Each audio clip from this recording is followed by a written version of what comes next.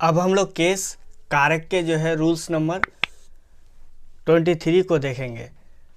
23 में है, यदि दो नाउन्स एंड से जुड़े हो और उनके बीच क्लोज रिलेशन नहीं हो फिर भी ज्वाइंट पोजेशन को एक्सप्रेस करना हो तो लास्ट नाउन के साथ अपोस्ट्रोफी यस का प्रयोग कर पोसेसिव केस बनाया जाता है। यहाँ पर हम लोग देखेंगे कि क्लोज रिलेशन नहीं हो। जहाँ पर अगर क्लोज रिलेशन अगर नहीं होता है, जैसे कि हम लोग एग्जाम्पल के थ्रू से इसे समझते हैं, जैसे मोहन एंड सोहन, मोहन सोहन से इसका दोनों का जो है कोई क्लोज रिलेशन नहीं है, फिर भी जो है ज्वाइंट पोजीशन है, सम्मिलित अधिकार है। जैसे कि ये हाउस है, ये हाउस मोहन का भी है और ये सोहन का भी है। तो ऐसी स्थिति में जो है लास्ट नाउन के साथ जो है अपोस्ट्रोफी एस लगा के पोसेसिव केस बनाया जाता है। हम लोग जब इसी के अपोजिट रूल्स नंबर 24 को देखेंगे तब आप इस बात को जो है ज़्यादा समझ जाएंगे। उसी तरीके से एग्जाम्पल है अदिति एंड आदित्यस स्कूल। तो यहाँ पर ये जो स्कूल है, ये स्कूल अदिति के लिए भी हो गया और आदित्य के लिए भी हो गया। तो ये क्या हो गया, एक सम्मिलित अधिकार हो गया। मतलब ये स्कूल जो है ये दोनों के लिए है। तो इसको हम लोग क्या कहते हैं, ज्वाइंट पोजीशन कहते हैं, सम्मिलित अधिकार इसको कहते हैं। जब दो नाउन के बीच जो है सम्मिलित अधिकार का बोध हो तो ऐसी स्थिति में जो है लास्ट नाउन के साथ अपोस्ट्रोफी एस लगा के पोसेसिव केस बनाया जाता है। आप 23 के रूल को जो है 24 के रूल के साथ जब आप पढ़ेंगे तो इसको ज़्यादा आप समझ जाएंगे। जैसे कि अभी हम समझेंगे, यदि दो नाउन्स एंड से जुड़े हो और उनके बीच क्लोज रिलेशन नहीं हो फिर भी सेपरेट पोजीशन को एक्सप्रेस करना हो तो दोनों नाउन्स के साथ अपोस्ट्रोफी एस का प्रयोग कर पोसेसिव केस बनाया जाता है। जैसे कि आप यहाँ पर देख सकते हैं, दो नाउन है, मोहन भी है और यहाँ पर सोहन भी है, और उनके बाद इन दोनों के बीच कोई क्लोज रिलेशन नहीं है, मोहन भी अलग है, सोहन भी अलग है।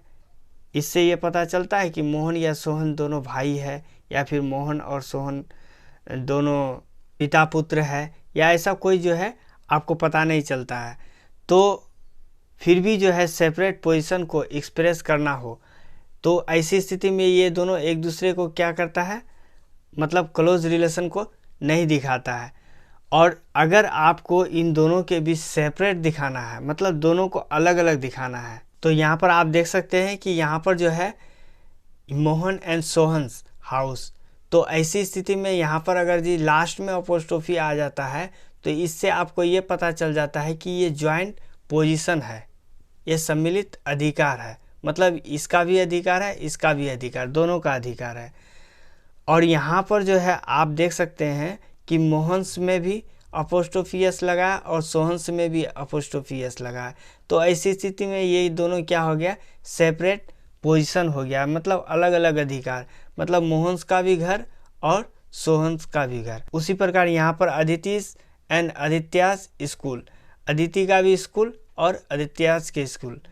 तो ऐसी स्थिति में जब आपको जो है अलग अलग अधिकार, मतलब सेपरेट पोजीशन को अगर आपको दिखाना है तो ऐसी स्थिति में आपको जो है पहले वाले नाउन के साथ भी अपोस्ट्रोफी एस लगाना होगा और दूसरे नाउन्स के साथ भी जो है अपोस्ट्रोफी एस लगाना होगा। तो इस तरीके से जो है रूल्स नंबर 13 और रूल्स नंबर 14 जो है समझ गए। अब हम लोग जो है रूल्स नंबर 25 को देखते हैं। रूल नंबर 25 में क्या है कि कभी कभी school, shop, clinic, church, house, hospital इत्यादि का बोध कराने के लिए अपोस्ट्रोफी एस का प्रयोग किया जाता है। कभी कभी क्या होता है कि सिर्फ हम लोग लास्ट में अपोस्ट्रोफी एस लगा देते हैं तो इससे हमको ये पता चल जाता है कि ये स्कूल को ही इंडिकेट करता है।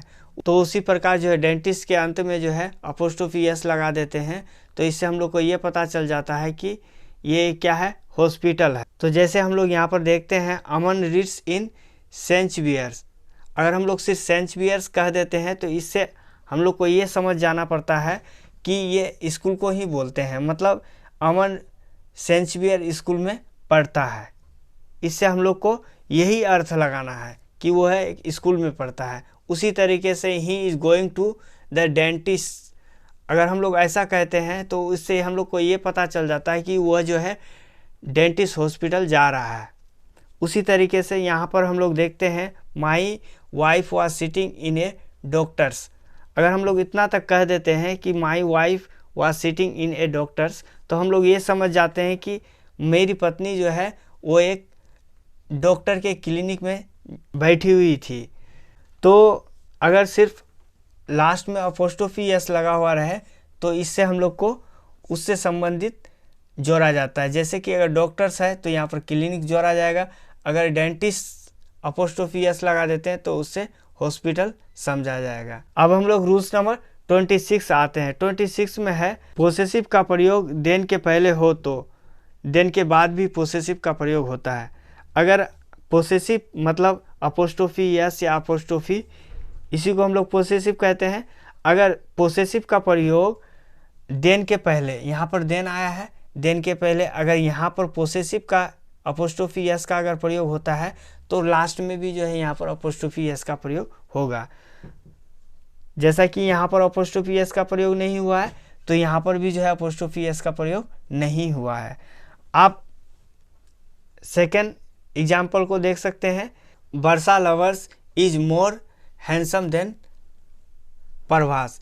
तो यहाँ पर आप देख सकते हैं वर्षा के साथ जो है अपोस्ट्रोफी एस का प्रयोग हुआ है यहाँ पर, और बीच में जो है देन का प्रयोग आया है और उसके बाद यहाँ पर जो है अपोस्ट्रोफी एस लगा है। तो अगर बीच में अगर देन आ जाता है और उससे पहले अगर अपोस्ट्रोफी एस का प्रयोग मतलब पोसेसिव का प्रयोग होता है तो उसके बाद भी जो है पोसेसिव का प्रयोग होगा, अपोस्ट्रोफी या अपोस्ट्रोफी एस का प्रयोग होगा। उसी तरीके से आप यहाँ पर भी देख सकते हैं, the climate of Patna is better than that of Gaya. जैसे कि यहाँ पर जो है पटना में किसी प्रकार का पोसेसिव का प्रयोग नहीं हुआ है और इसके बीच में जो है देन आ गया है, और यहाँ पर जो है गया में भी जो है किसी प्रकार का पोसेसिव का प्रयोग नहीं हुआ है, अपोस्ट्रोफी या अपोस्ट्रोफी एस का प्रयोग नहीं हुआ है। तो इस तरीके से आप जान गए कि अगर देन आ गया बीच में तो उससे पहले अगर अपोस्ट्रोफी एस का प्रयोग होता है तो उसके बाद भी जो है अपोस्ट्रोफी एस का प्रयोग होगा। अब हम लोग जो है नेक्स्ट रूल को पढ़ेंगे।